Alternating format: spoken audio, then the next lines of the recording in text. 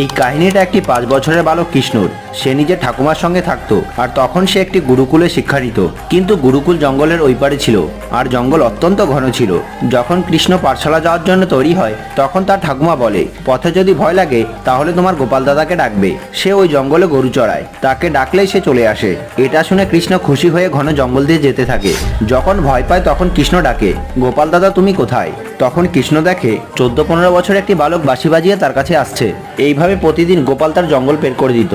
একদিন কৃষ্ণ গুরুর জন্মদিনে উপহার দিতে চায়, কিন্তু টাকা না থাকায় সে কিছুই আনতে পারে না। তখন এই কথা কৃষ্ণ গোপালকে বলে, আর গোপাল একটি পাত্রে দুধ দিয়ে দেয়। পাঠশালায় পৌঁছে সেই পাত্র উপহার দিয়ে দেয় কৃষ্ণ। আর তার গুরুমাকে সবসময় বলতো এই উপহার কোন কাজে লেগেছে।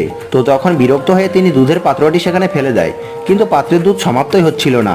তখন কৃষ্ণ তার গুরুকে গোপাল দাদা সম্বন্ধে সব খুলে বলেন, আর তিনি বুঝে যান এটা লীলাধারী ভগবান শ্রীকৃষ্ণ। তো কমেন্টে জয় শ্রীকৃষ্ণ অবশ্যই লিখবেন।